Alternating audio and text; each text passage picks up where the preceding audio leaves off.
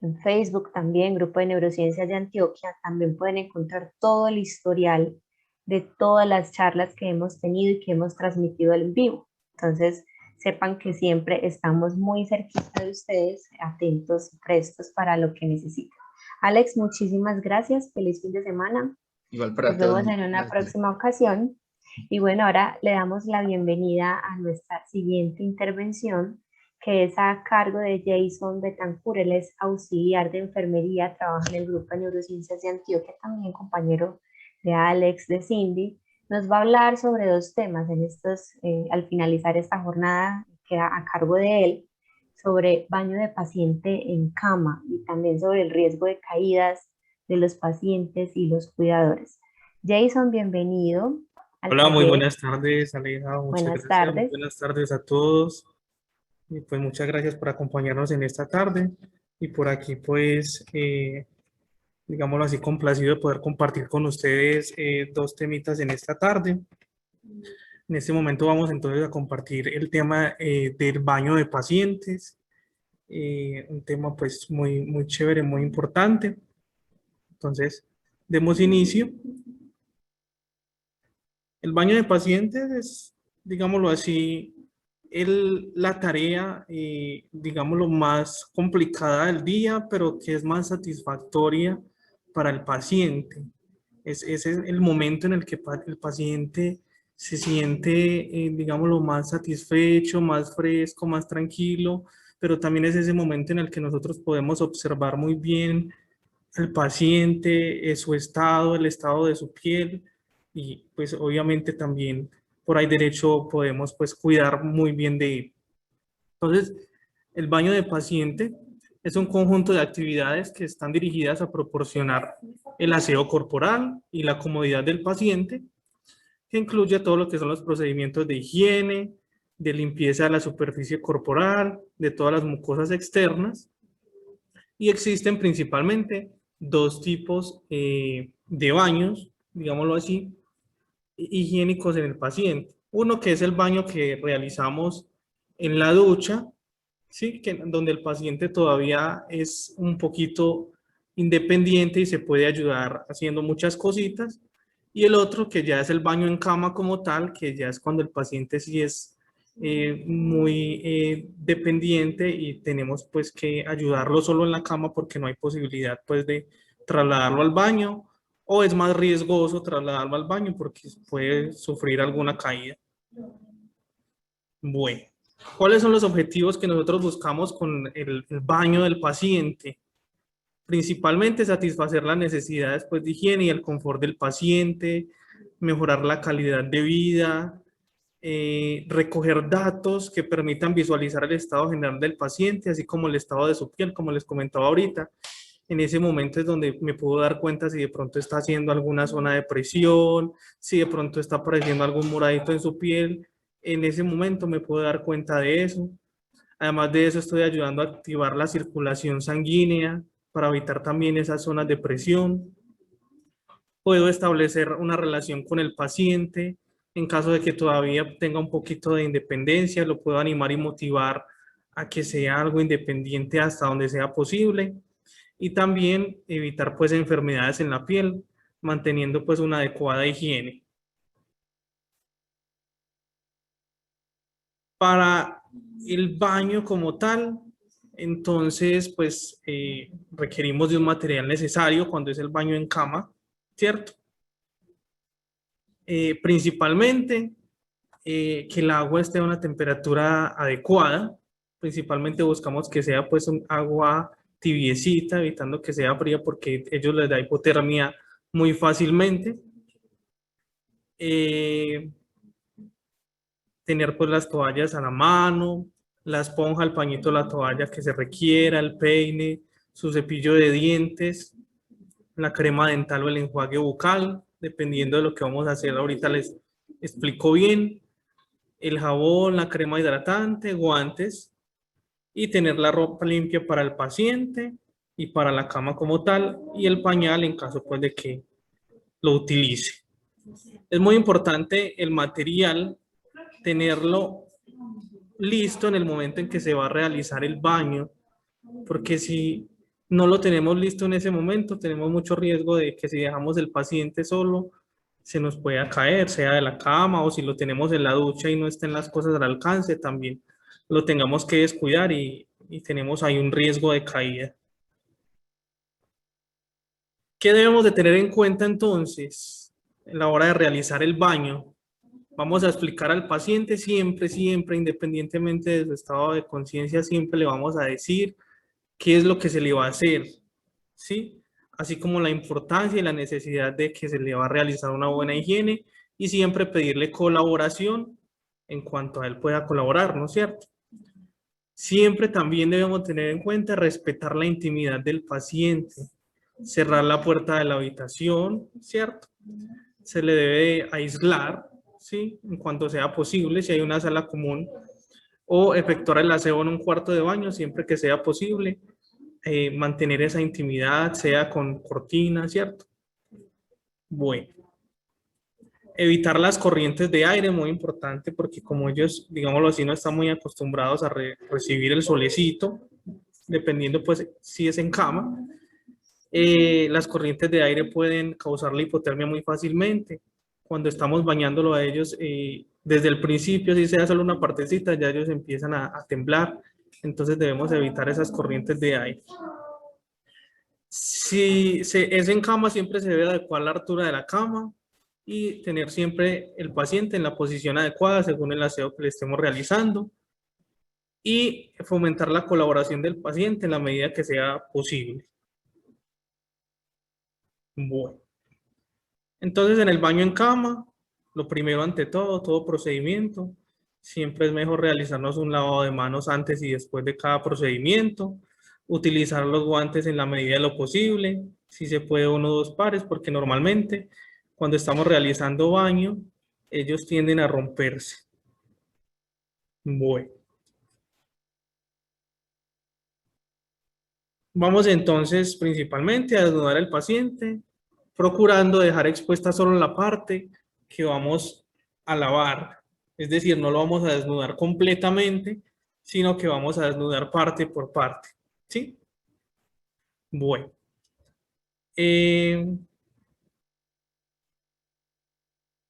El procedimiento, digámoslo así, debe ser mejor en un orden, o las zonas deben de ser en orden, desde las más limpias hasta las más contaminadas. ¿Sí?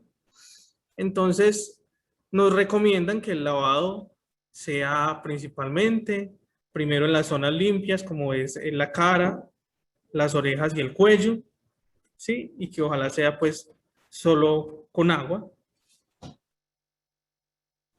Luego le seguirían lo que son las extremidades superiores, lo que son brazos, manos y axilas. Luego nos iríamos a lo que es el tórax y el abdomen. Dice poniendo especial atención en la región submamaria y el área umbilical, al igual que los espacios interdigitales.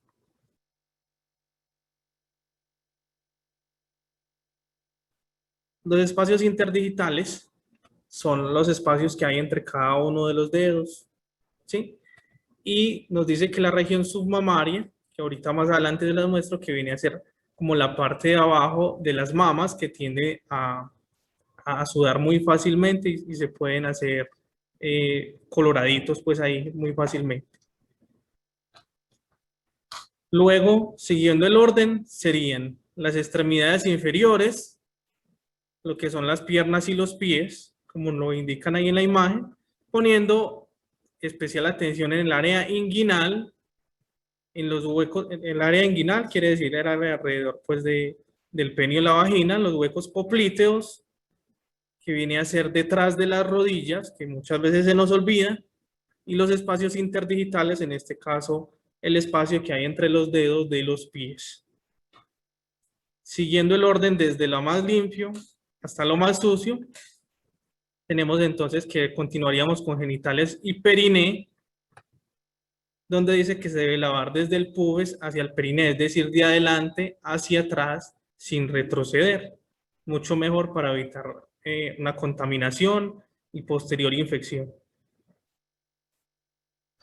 Y luego dejaríamos lo que es la parte de atrás, ¿sí? Lo que es la parte posterior del cuello, la espalda, los glúteos, muslos y región anal, que ya vendría a ser pues ya como la parte más contaminada. Ese sería pues como el orden que debería de llevar el baño, pero pues ya es según nos podamos acomodar, ¿cierto? Bueno, después de que realizamos el baño en ese orden, entonces ya con el paciente en decúbito lateral, como lo muestra aquí, es decir, de ladito, podemos aprovechar de una vez, después de realizar el baño, ¿sí? Y enrollar las sábanas como nos muestra la imagen, si estamos solos, e irlas cambiando. Lo que hacemos es que las enrollamos, ¿sí? Y de una vez vamos poniéndolas limpias. Eso es lo que debería hacer. Mañana el compañero Francisco nos va a mostrar más sobre eso. Bueno, muy importante después de realizar ese baño, aplicar crema hidratante con un ligero masaje. El masaje es muy, muy importante a la hora después del baño, ¿cierto? Y todo el día, cada que hay un cambio de posición, el masaje y la crema hidratante es muy importante para poder activar la circulación y ayudar a evitar zonas de presión principalmente y posteriores úlceras por presión o heridas, ¿cierto?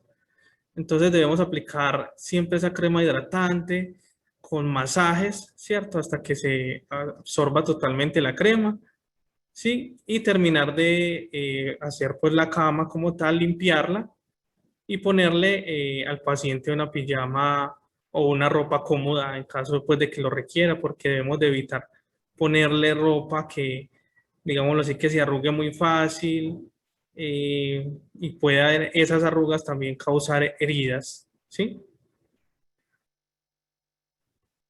Hay zonas que requieren especial atención, entonces miremoslo así. La nariz y los ojos, súper importante.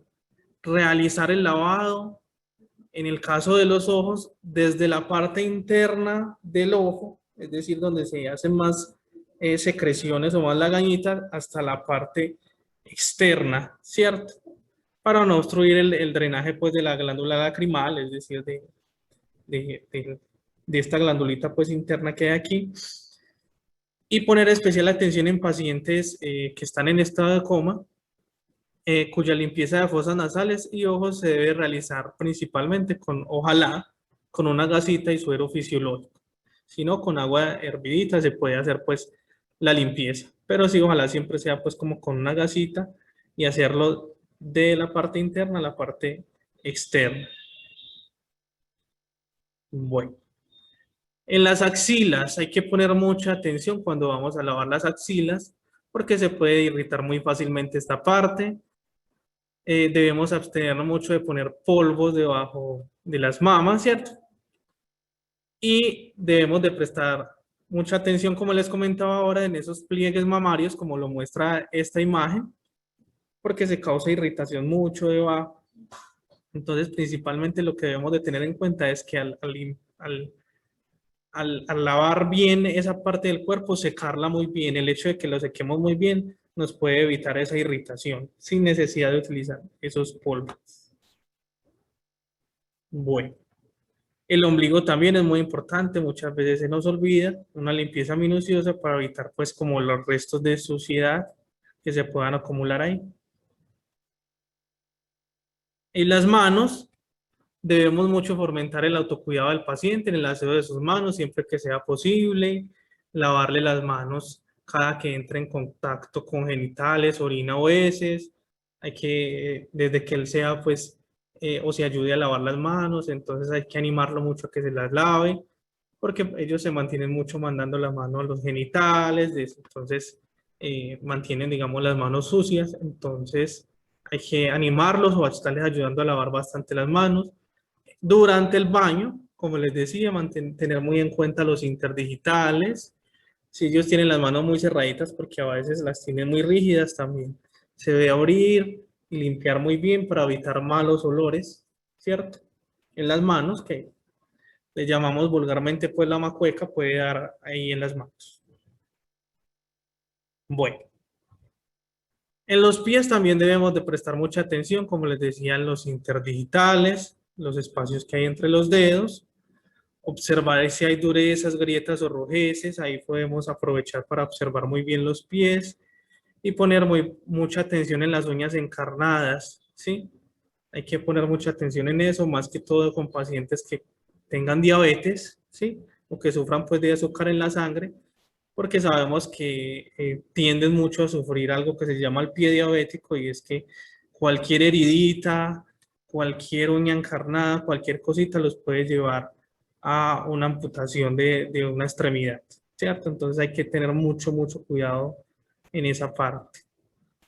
Bueno, el lavado de los genitales es otra parte muy importante, otra parte que tenemos que prestar mucha atención.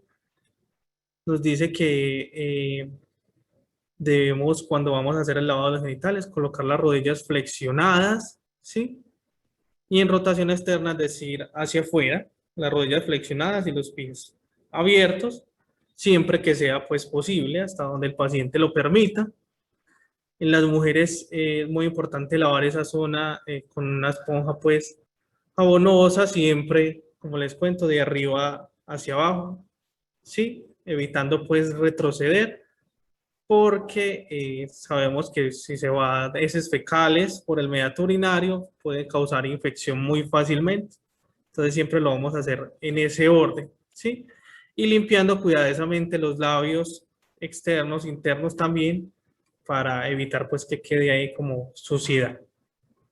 Y luego, muy importante, enjuagar con abundante agua para eliminar todos esos restos de jabón y no les vaya a quedar restos de jabón, porque entonces ahí no haríamos nada y después va a haber una irritación, posterior una infección. Bueno, en los hombres también, ojalá con las rodillas flexionadas y abiertas las piernas, lo que hacemos es que lavamos los genitales con una esponja también jabonosa y siempre, siempre debemos de bajar el prepucio para poder garantizar un buen lavado y un buen lavado en el glande, ¿sí? Es lo que llamamos pues la cabeza del pene, porque en ese surco del glande se acumula mucha suciedad, entonces debemos de limpiarlo muy bien para evitar también de igual manera malos olores, posterior también alguna irritación o infección, ¿sí? Y de igual manera debemos enjuagar muy bien con bastante agua el resto del jabón que quede pues ahí, ¿cierto? Que no quede nada, nada de jabón. Y también secar muy bien, al igual que los hombres y las mujeres, secar muy bien para evitar también esto. Bueno.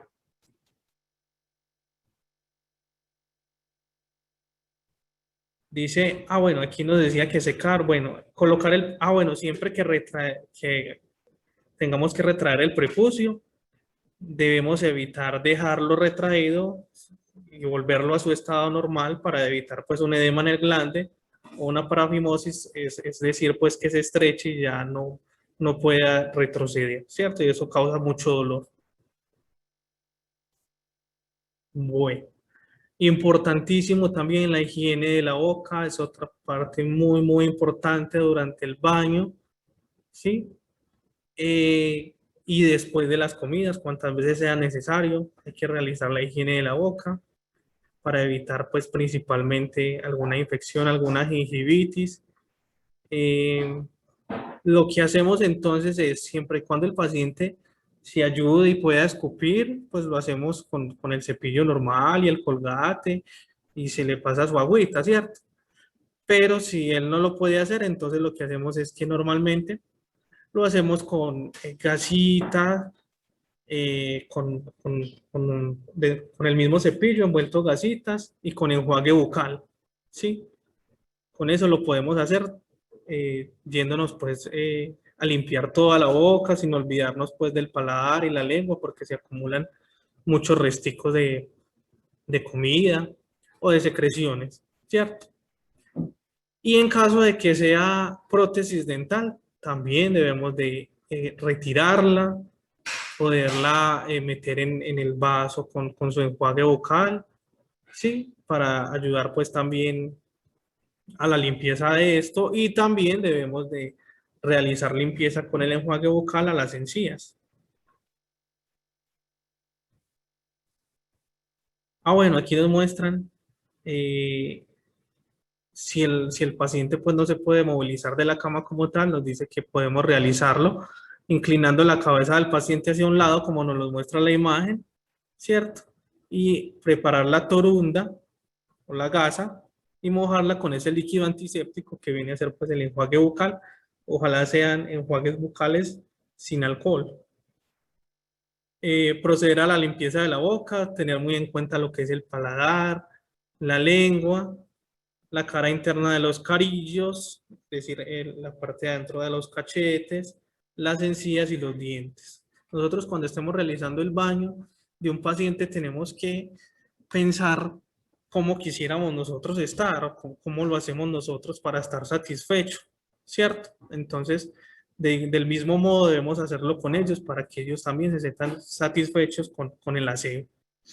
Luego de esto debemos de secar muy bien los labios, la zona peribucal y lubricar los labios con vaselina o algún producto vaselinado que pueda ayudar a mantener hidratados los labios porque a ellos se les reseca muy fácilmente los labios. Y esa resequedad puede llevarlo a grietas y a causar heriditas también en los labios.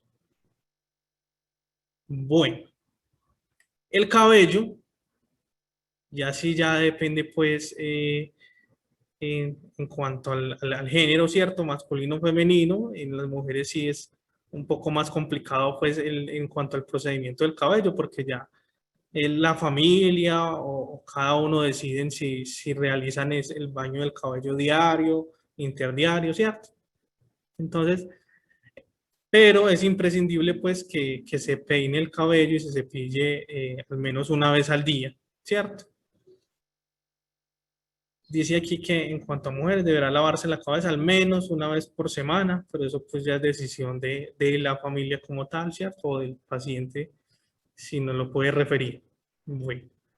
Cuando se realiza el baño en cama del cabello, entonces lo primero que debemos hacer es adecuar pues la cama a la altura necesaria, como lo observa en la imagen. Sí, normalmente llevamos el paciente como a la esquina superior de la cama, nos ayudamos normalmente de una ponchera, siempre con el agua a temperatura adecuada, el paciente boca arriba en este caso, ¿cierto? Y haciendo una leve hiperextensión, es decir, llevando un poquito la cabeza hacia atrás en el borde de la cabecera de la cama. Bueno, podemos observar aquí también, también tener como una toalla entremetida entre el cuello y la espalda para evitar también pues que se moje el cuerpo. Se le va echando pues el agua hasta que se empape todo el cabello, se le aplica su champú masajeando suavemente, ligeramente el cuero cabelludo, así que se sienta pues súper bueno y que podamos también retirar todos los restos de caspa, de suciedad, de sudor que se pueda acumular ahí, ¿sí? Y luego de esto, ya enjuagar pues con abundante agua, importante que no vayamos a dejar restos de jabón porque entonces no haríamos nada, ¿cierto? Porque ya va a quedar picando. Y luego de esto, entonces secar el pelo con toalla o con secador, pues en caso de que lo requiera, pero que quede pues sequito, ¿cierto? Bueno,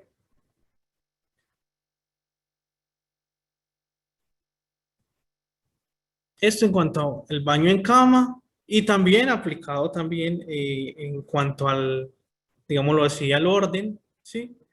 En el baño en ducha. Pero el baño en ducha asistido, como les comentaba, ya es cuando, como lo observamos en la imagen, yo puedo trasladar el paciente sin mucho riesgo de caída, ¿sí?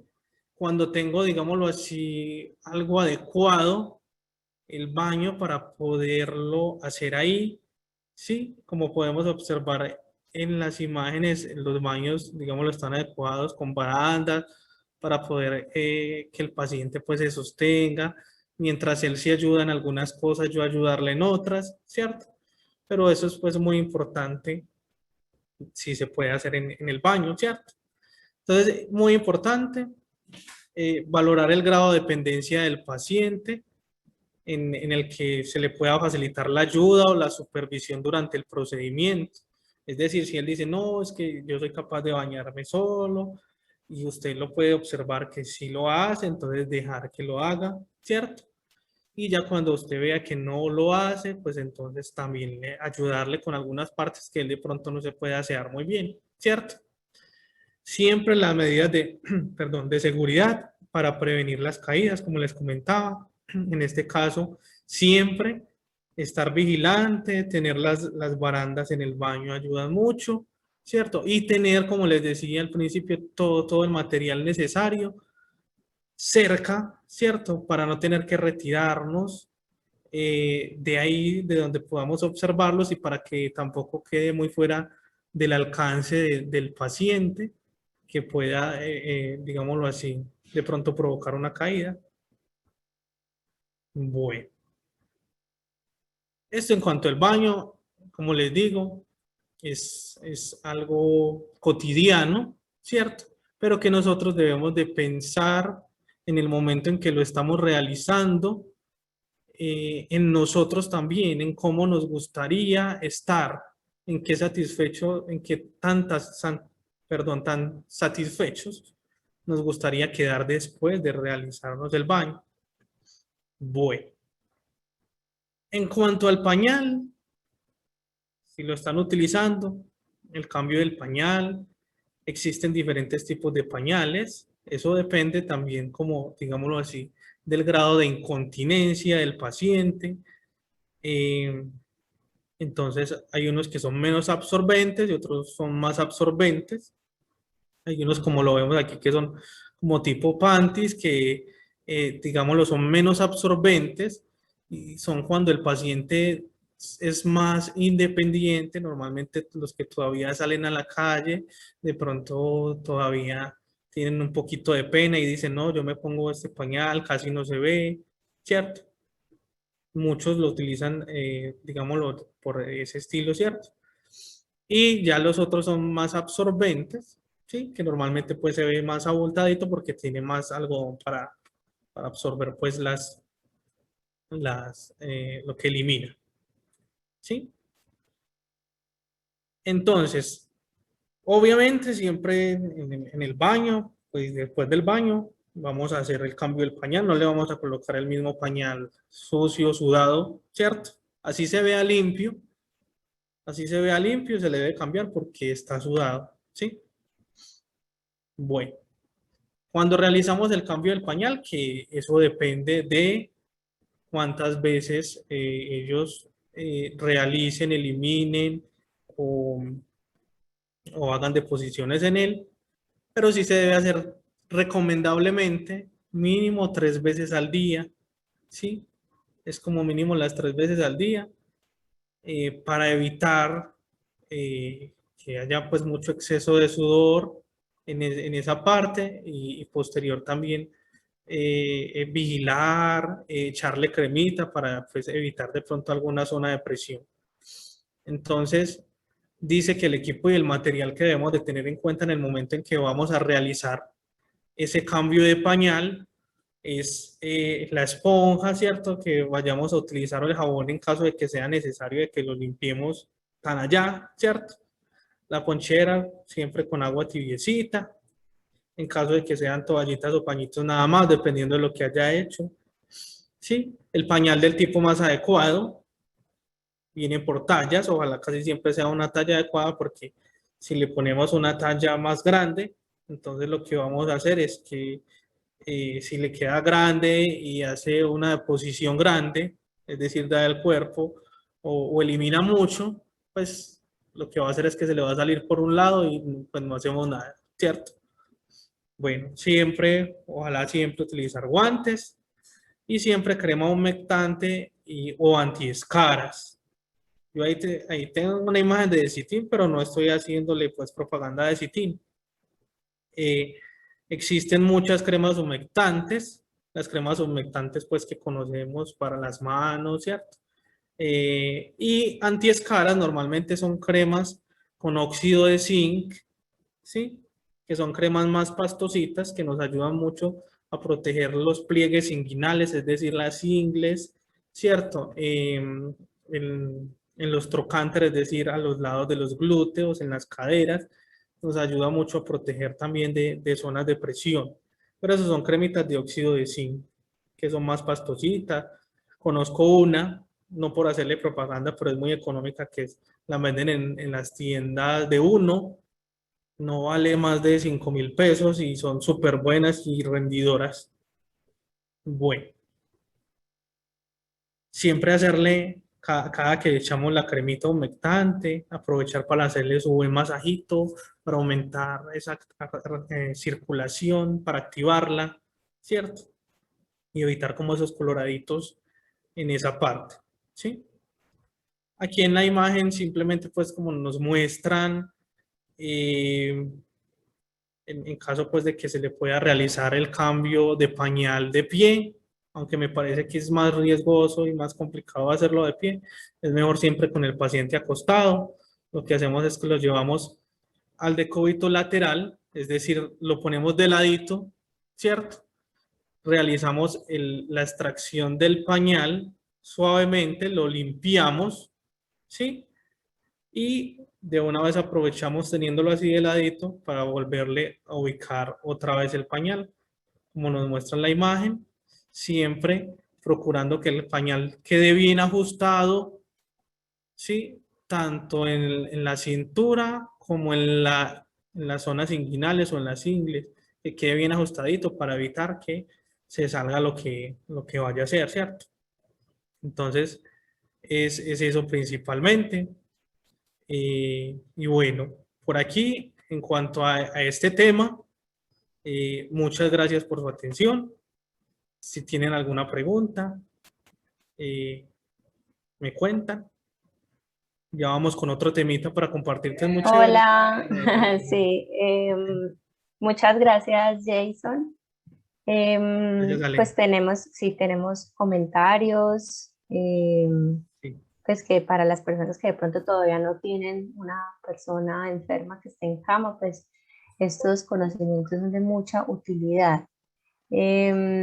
Aquí nos preguntan por Facebook que pues la mamá de la señora que escribe tiene Alzheimer, no tiene dientes, pero no se deja lavar la boca ni la lengua. ¿Cómo debemos hacer esa higiene adecuadamente?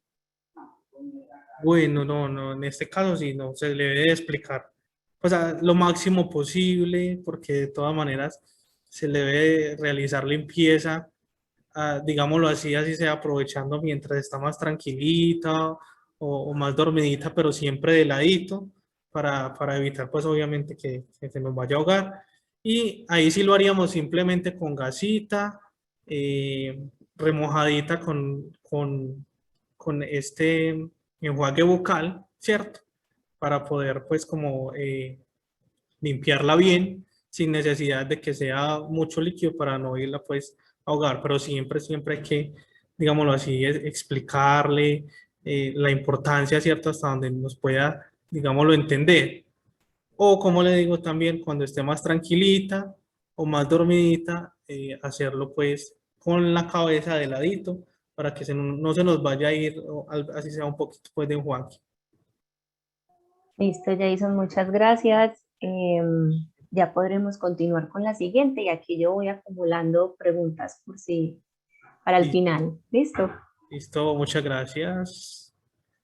Bueno, y ya pues como para terminar el día, vamos a hablar acerca del riesgo de caídas, ¿sí?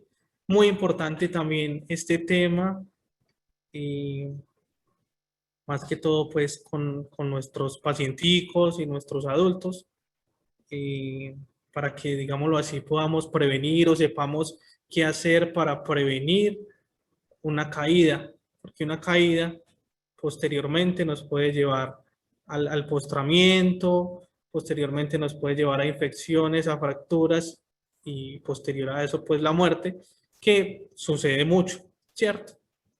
Entonces, a grosso modo, la Organización Mundial de la Salud nos define la caída como la consecuencia de cualquier acontecimiento que precipita a la persona hacia el suelo y es en contra de su voluntad, ¿cierto? Esta precipitación o esta caída suele ser repentina e involuntaria, ¿cierto? Y puede ser que nos la refiera al paciente, ¿cierto? O un testigo que haya visto pues que se cayó, porque muchas veces el pacientico no nos cuenta, no nos habla, ¿cierto? Dependiendo pues de su estado neurológico. También existen otras definiciones para caída. Dicen que la caída se define también como la ida no intencional hacia el suelo o a un nivel inferior, ¿cierto?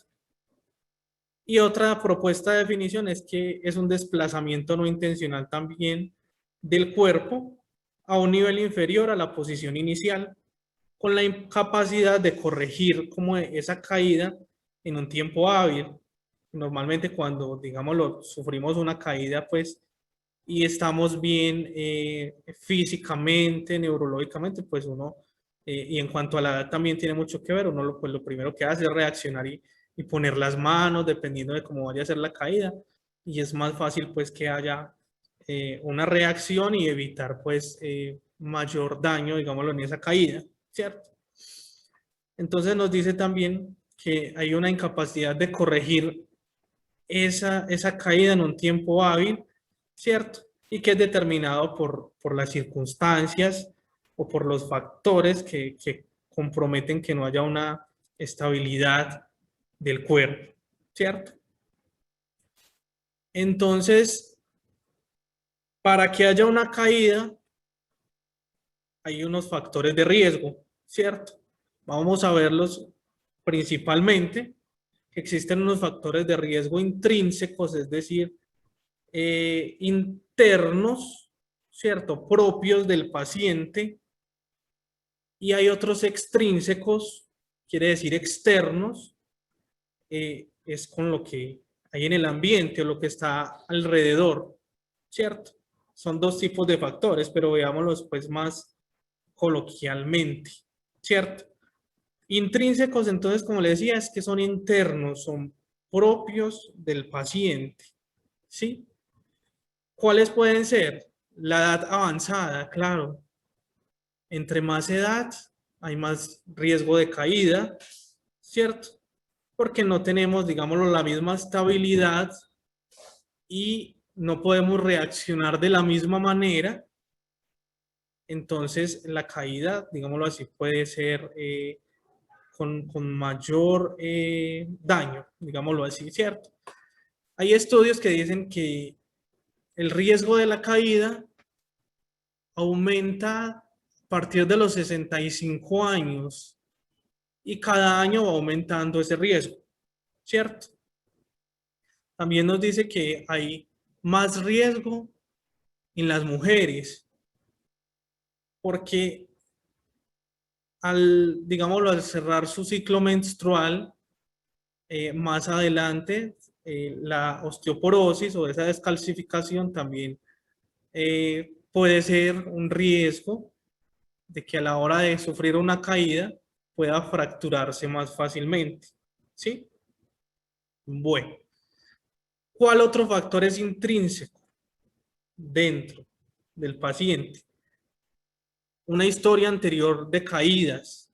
Resulta que cuando el paciente, sea con edad avanzada, sea porque tenga algún déficit cognitivo, algún estado mental alterado, siempre que hay una caída, el paciente queda con miedo de volverse a caer, queda con mucho miedo, con mucho susto y normalmente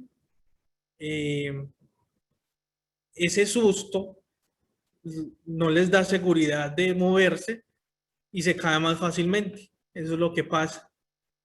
El estado cognitivo también es un factor intrínseco, es decir, el estado mental, el déficit sensoperceptivo, es decir, cuando no hay una buena visión, cuando no hay una buena escucha, no hay un buen equilibrio, ¿sí? La medicación también es otro factor interno cuando los pacientes toman muchos fármacos, muchos medicamentos, también es otro riesgo. La incontinencia, también a veces cuando no está usando pañal, eso puede llevar a que si se orina ahí mismo, el mismo reguero, ¿cierto? O hace deposición, su mismo reguero lo va a resbalar, ¿cierto? La marcha insegura, ¿sí? Normalmente viene a ser como cuando ya ha sufrido una caída, hay una marcha más insegura y puede hacer pues que caiga más fácilmente. Y las enfermedades que hayan a nivel del cerebro, del corazón o respiratorias también, en cuanto al alcance, pueden también ser un factor interno, ¿sí? Y externos o extrínsecos, el ambiente, ¿cierto? O sea, que hay alrededor que pueda causar un riesgo de caída. Entonces, tenemos que, en cuanto a la cama, dependiendo si la cama es muy alta, ¿cierto? Puede ser un riesgo si todavía no tiene barras de seguridad, no tiene lo que llamamos las barandas, ¿cierto? Puede ser un riesgo. La habitación y el baño con una iluminación deficiente. Sí, claro, como ya no tengo, digamos, la misma percepción visual y no tengo una buena iluminación, me puedo tropezar muy fácilmente. Si hay ausencia de pasamanos, también las alfombras son un riesgo, ahorita lo vamos a ir viendo. Cuando hay timbres fuera del alcance, cuando tienen que hacer un esfuerzo mayor para poder coger o tocar el timbre, también es un riesgo. La ropa, cuando es ropa más grande, pues, que se puede arrastrar y en ella se puede enredar, es un riesgo. El calzado, si no es un calzado que está a su medida, que es más grande, también es un riesgo. O un calzado que no tenga un antideslizante, que se deslice muy fácilmente, también, ¿sí? La infraestructura como tal, es decir, cómo está adecuada la casa, ¿sí? Y personal insuficiente quiere decir que no hay quien esté cerca a él o quien lo esté vigilando, a él o ella, pues, al pacientico, quien pueda ayudarle, ¿cierto? Muchas veces ellos requieren de quien les ayude, les dé una mano en alguna cosa y la persona está ocupada o está en otras cosas y riesgo de caída, ¿sí? Si lo vemos más externamente, digámoslo así, aquí se definen esos mismos factores de riesgo en 4, pero es lo mismo que ya mencionamos, ¿sí? Internos dentro del paciente y externos al ambiente, ¿sí? Entonces aquí nos dicen, hay factores de riesgo comportamentales, uso de medicamentos, que lo habíamos hablado, y consumo excesivo de alcohol, claro, el alcohol pues es un riesgo para caernos porque se pierde el equilibrio. Hay otros factores de riesgo que son los ambientales, que dice que son los suelos resbaladizos o la iluminación inadecuada, que es lo mismo que decimos que son factores externos, ¿cierto? Que hay factores de riesgo socioeconómicos. Sí, claro, dice que los socioeconómicos dependen de la condición de la casa o de la residencia y que esas condiciones sean inadecuadas. Pero entonces hay que ver cómo está, pues, digámoslo así, la parte económica del paciente. Muchas veces yo no tengo la posibilidad de poner pasamanos, no tengo la posibilidad de adecuar la casa al estado del paciente, porque muchos, digámoslo, no podemos contar con una casa propia, nos toca una casa arrendada, no podemos modificarla, pero entonces tenemos de igual manera que mirar todo esos riesgos. Si no puedo ponerle barandas, si no puedo, digámoslo, pasarlo de habitación para el primer piso, que sea solo en un primer nivel, o sea, si no puedo hacerlo, entonces tengo que mirar qué otras alternativas o qué otras cosas puedo hacer, ¿cierto? en caso de que no pueda modificar la residencia, ¿sí? ¿Qué otros factores de acceso de riesgo socioeconómico? Dice que es la falta de acceso a los recursos de salud. Y en cuanto a los riesgos biológicos, nos dicen que depende mucho la edad, el sexo y la raza. Y las enfermedades crónicas. La edad, como les comentaba, con el aumento de la edad, ¿cierto? Aumenta el riesgo de la caída, ¿cierto? El sexo, como tal, les decía que en las mujeres normalmente hay mayor riesgo de caída que en el hombre, ¿sí? Bueno, para definir entonces nos dice, los pacientes con demencia tienen más problemas de la marcha que las personas que no tienen algún deterioro cognitivo, ¿es cierto? ¿Cierto? Se agravan normalmente cuando han sufrido caídas previas, ¿cierto? La propia patología es un factor de riesgo, es decir, una persona que tiene una demencia ya es un riesgo para una caída. Más fácil que una persona que no lo tiene, pero que es de una edad avanzada, ¿cierto?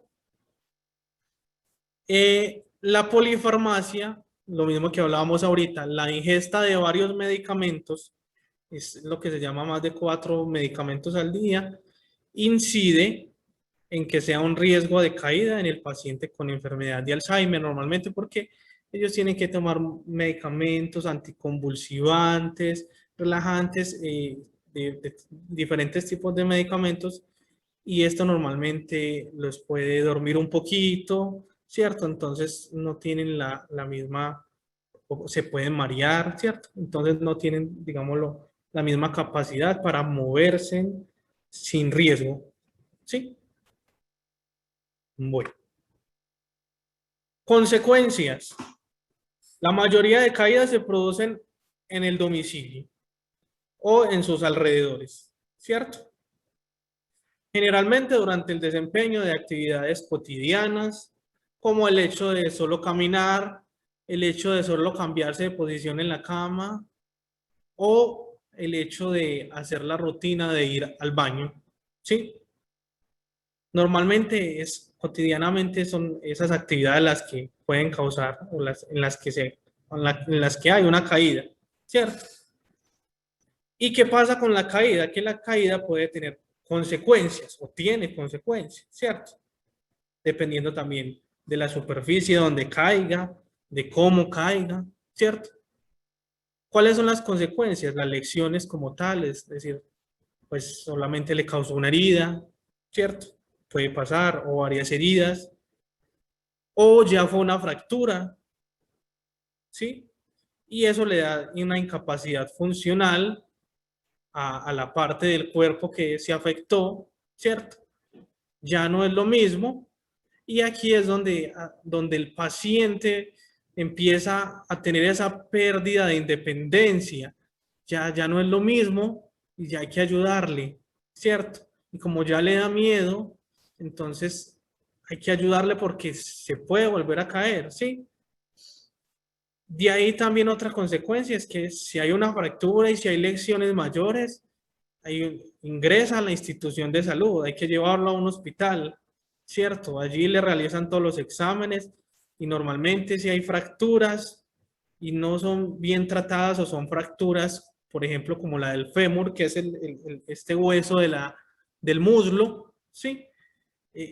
Digamos, la mayor fractura y la que más sucede en las caídas.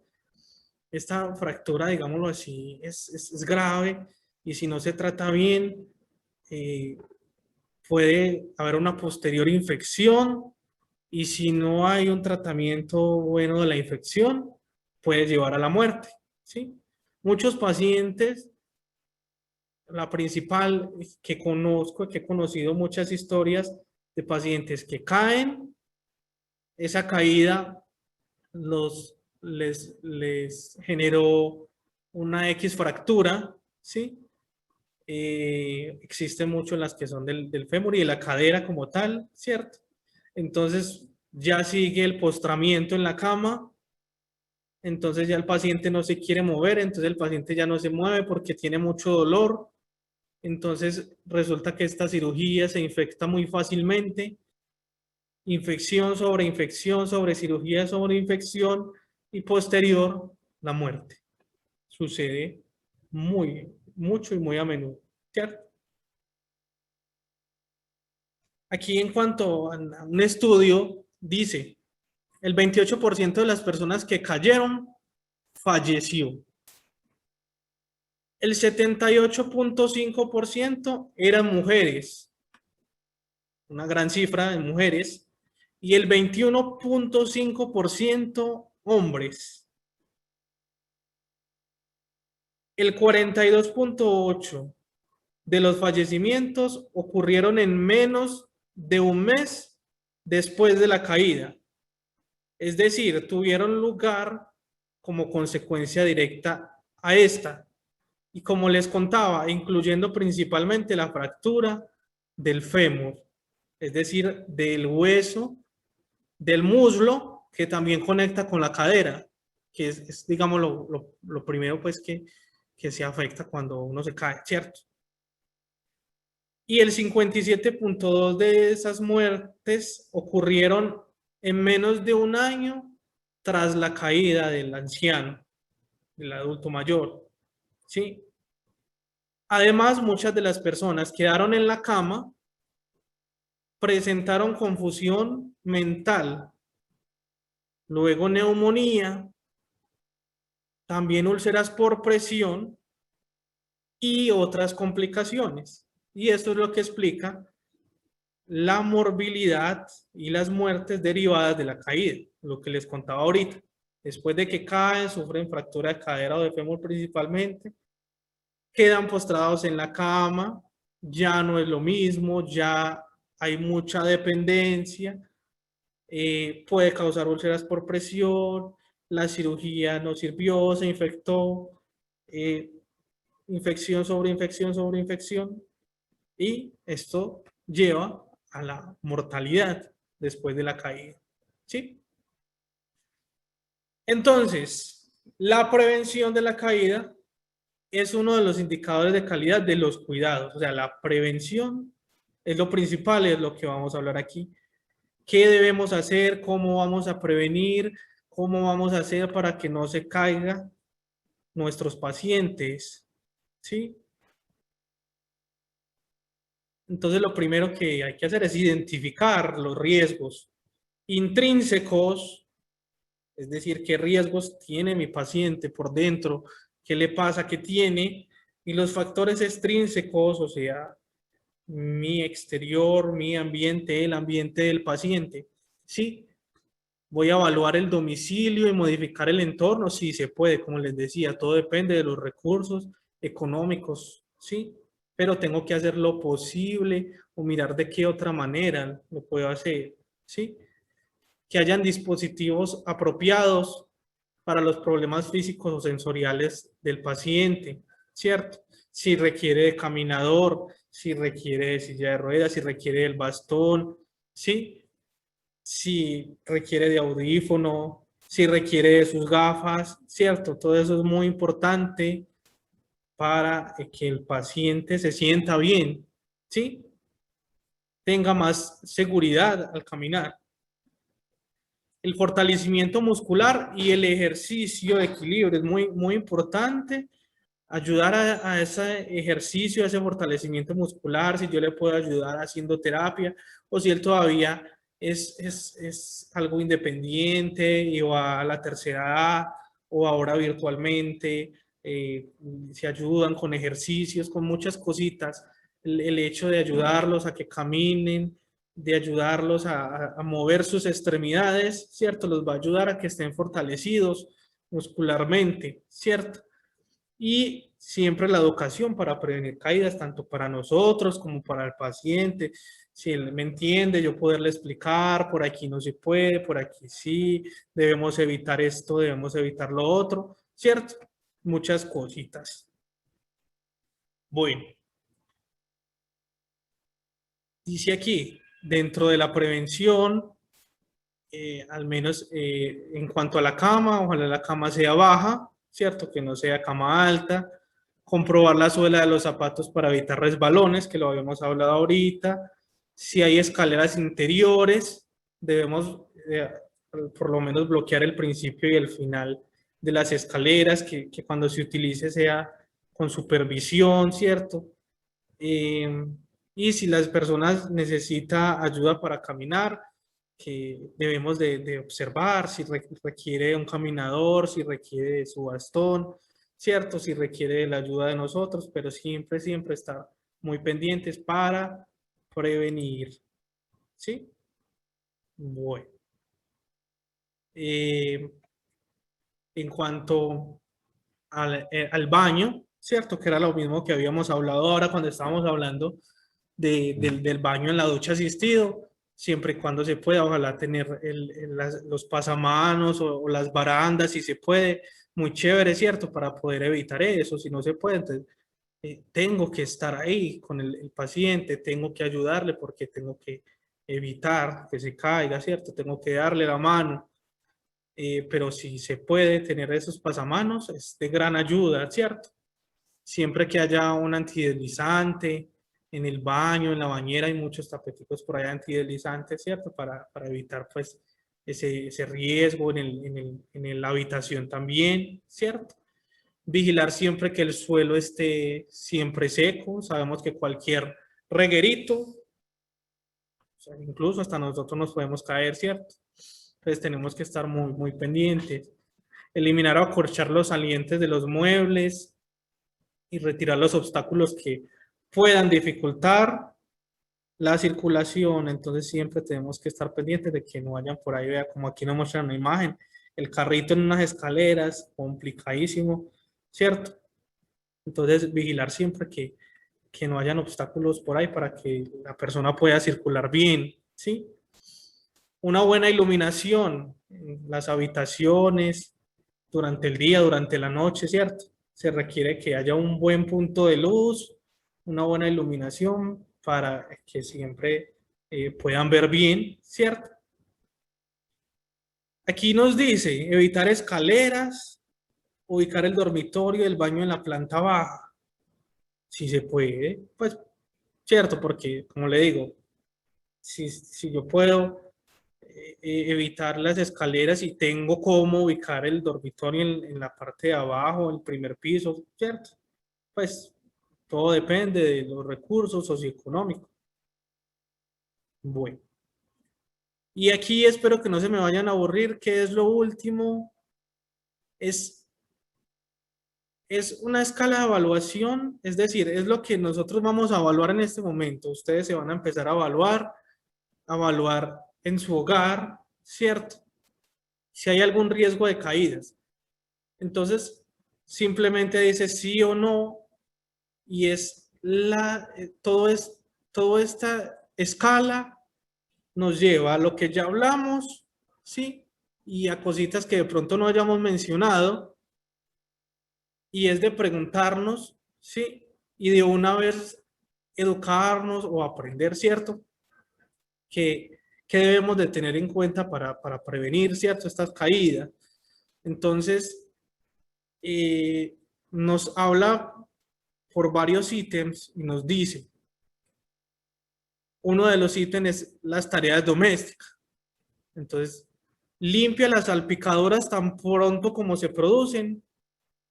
¿Por qué? Porque si hay alguna humedad, algún mojadito por ahí en el suelo, riesgo de caída, ¿cierto? Mantiene limpio y sin obstáculos los suelos y escaleras. Hay que ayudar a la circulación, ¿cierto? A que no haya nada por ahí con que se pueda tropezar. Guarda los libros y revistas, material de costura, juguetes de los niños. Tan pronto como acaba de usarlos, lo mismo, ¿cierto? Mantener la circulación, evitar. Guarda con frecuencia los objetos usados en estantes accesibles, ¿cierto? Son preguntas que debemos hacernos, ¿cierto? Para mejorar, ¿sí? Procura que todas las alfombras tengan un dorso antideslizante en caso de que las usen. Pues lo recomendable es no usarlas.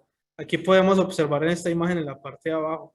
Las alfombras cuando no están fijadas son un riesgo total. Ojalá no se usen alfombras porque son un riesgo de tropezarse y de deslizarse impresionante. ¿Sí? Están bien fijos los bordes de las alfombras. Ha corregido los dos niveles del suelo. Muy importante tener en cuenta si hay desniveles, ¿cierto? Si hay escaleritas, poderlas, digámoslo así, como marcar bien para que la persona pueda ver que hay esas escaleritas, ¿cierto? Estar muy pendiente de eso. En el baño, se usan alfombras o adhesivos antideslizantes en la bañera o en la ducha. Tiene barandilla su baño. Mantiene el jabón o la jabonera de fácil acceso, muy importante, que puedan coger muy fácilmente los elementos, ¿cierto?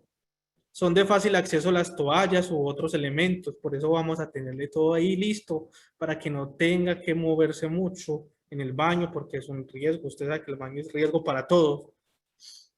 Usa la cortina en su bañera para evitar mojar el piso del baño o mantiene seco el piso del baño, ¿cierto? El interruptor del baño está cerca a la puerta, muy importante, ¿cierto? Que él pueda llegar y fácilmente prender o apagar el bombillo, ¿cierto? En cuanto a los pasillos, nos preguntamos, ¿puede cruzar todas las habitaciones y pasar de una a otra sin dar vueltas alrededor de los muebles o de los objetos que haya? ¿Sí? Está libre de todo obstáculo el camino hacia el dormitorio o hacia el baño, porque normalmente son como las dos cosas que más se utilizan. Entonces el paciente está en el dormitorio o está en el baño o está en la sala, el dormitorio, ¿cierto? Normalmente tiene sus puntos para caminar, entonces tener muy en cuenta por dónde es que anda, ¿cierto? Permanecen apartados del camino los cables del teléfono u otros aparatos, un riesgo grande que hayan cables por ahí, ¿cierto? La iluminación, ya lo habíamos hablado, los interruptores cerca de todas las puertas. Hay iluminación suficiente para eliminar las áreas oscuras. Hay una lámpara cerca a la cama o cerca a su alcance. Las luces nocturnas en el baño o en el pasillo que conduce hacia el baño, que es lo que más se utiliza en la noche. Están bien iluminadas las escaleras. Hay interruptor al final y al principio de las escaleras, ¿cierto? Dependiendo pues de la casa. Cuando hay escaleras, hay peligros, ¿sí? Pero entonces, hay barandillas a ambos lados, ¿sí? Y a todo lo largo de la escalera. Están bien separadas las barandillas de las paredes, de modo que se pueda sujetar bien. Porque si no tiene cómo sujetarse bien, complicado, ¿cierto? Tienen las barandillas en una forma bien definida, de modo que sepa cuándo llega al final de la escalera, ¿sí? Y muy importante, si las escaleras están en buen estado. Si todos los bordes de la escalera están bien sujetos, sabemos que si hay alguna, digámoslo así, no hay un buen estado en la escalera, es un riesgo total de caída, ¿sí? ¿Ha sustituido usted los niveles por rampas y los ha iluminado bien? Depende, ¿cierto? Si hay posibilidades. Es de poca pendiente su escalera. Hay escaleras que son más peligrosas. Sabemos que hay unas escaleras que son súper estrechas y no alcanza ni a juntar a que los pies abarquen toda la escalera. Hay unas escaleras más altas, ¿cierto? Pero obviamente, pues, si se pueden unas escaleras más anchas y más bajitas, pues, mucho mejor, ¿cierto? Y dice, la escalera es ancha como para no tropezar con alguien que suba o baje al mismo tiempo. Sabemos que si hay alguien en la casa, pues hay que ayudar, digámoslo así, esperar o ayudarle a la persona en la escalera, ¿cierto? Y las tres últimas, las sillas son otro riesgo. Ojalá siempre que se utilicen sillas para estos pacientes, donde pueden reposar las manos, donde puedan reposar la espalda, ¿cierto? Dice evitar escaleras o sillas para alcanzar partes altas.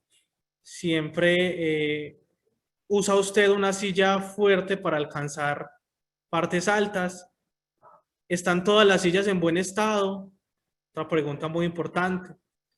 Apoya siempre la silla en una base firme y nivelada. Claro, si hay un desnivel, al suelo. Cuando usa la escalera o la silla, lo hace mirando los escalones y manteniendo el cuerpo nivelado. Evita las sillas sin reposamano. Eso es muy importante porque si no hay reposamano, es mucho riesgo pues, de que se vaya hacia los lados, ¿cierto? Y evita las sillas con respaldos demasiado bajos. Si hay un respaldo demasiado bajo y el paciente se recuesta, para atrás, ¿sí? Muy fácilmente. Y por último, la cocina y el calzado. Ya del calzado habíamos hablado, pero son preguntas que nos debemos hacer. Coloca los utensilios más usados a la altura de la cintura, que no queden muy altos porque es complicado. Los armarios a la altura de pecho. Señala claramente el encendido y el apagado de la cocina. Evita las mesas con patas inseguras. Evita los adornos o mesas con trípodes o pedestal, es decir, cuando son mesas, digámoslo, con patas o una sola pata, como el trípode, ¿cierto? Cosas que se pueden caer muy fácilmente, ¿cierto? Y por último, el calzado, que ya lo habíamos hablado, importantísimo. Si la suela del zapato tiene antideslizante, ¿cierto? Está bien ajustada la zapatilla sin que se salga del pie, o sea, que sea de su talla. Cuando utilizamos unas chanclas o unos zapatos más grandes, tenemos un riesgo de caída. Evitar caminar descalzo, no, nada de caminar descalzo. Utiliza zapato bajo y cómodo para trabajar en la casa o en el jardín, ¿cierto? Dependiendo de la dependencia. Y sustituye el calzado cuando se gastan las suelas y pudiera resultar resbaladizo, ¿cierto? Entonces, importantísimo hacernos estas preguntas, poderlas llevar a la prevención de las caídas de nuestros pacientes, de nuestra familia, de nosotros mismos, porque también nos puede pasar, ¿cierto? Prevenir las caídas y aliviar el temor de caer promueve la seguridad y el bienestar del paciente. Siempre, siempre estemos muy pendientes de todos esos factores de riesgo internos y externos que nos puedan ayudar a prevenir esas caídas y aliviar ese temor del paciente que se pueda caer, ¿cierto? Y esto nos ayudará a tener mucho más tiempo nuestro paciente y nuestro familiar a nuestro lado, ¿sí? Muchísimas gracias por su atención. Espero que les haya servido de algo, que les haya gustado. Y bueno, en lo que les pueda servir, mucho gusto. Jason Betancourt, por aquí desde Neurociencia. Jason, muchas gracias. Para todas las inquietudes que tenemos, sería bueno que nos dejaras como un correo electrónico o algo donde las personas pudieran contactar y resolver todas las inquietudes que tienen, porque sabemos que este espacio a veces se puede quedar corto para todo lo que las personas tienen por decir. Claro, sí. Escribimos el correo, lo escribo por aquí en el chat. Sí, por favor. Sí. Y bueno, no queda más sino dar muchísimas gracias a todas las personas que nos acompañaron hoy. Aquí se encuentra también la doctora Lucía Madrigal, una de las mentes de este simposio, de este taller de cuidados al cuidador. Doctora Lucía nos acompañó hoy, nos va a acompañar mañana. Si quiere de pronto decir algunas palabras para las personas, los asistentes que están acá, aquí está abierto el micrófono. Sí, muy bien. Yo quiero darle las gracias a todas las personas que han estado aquí hoy y espero que no nos fallen mañana porque va a estar muy interesante. Creo que es un complemento para para nosotros como cuidadores y que bien falta nos hace que alguien esté apoyándonos. Ya saben que los materiales que se reciben de otros cuidadores y de profesionales nunca sobran. Entonces, hasta pronto, mañana nos vemos tempranito y me encanta poder estar con ustedes. Muchas gracias. Gracias, Ale. Muchas gracias, doctora Lucía, Jason, a todos. Nos vemos mañana a las 9 de la mañana. Y bueno, feliz día. Gracias, Aleja. Yo noté por aquí el correo, de pronto se alcanza a ver en la pantalla.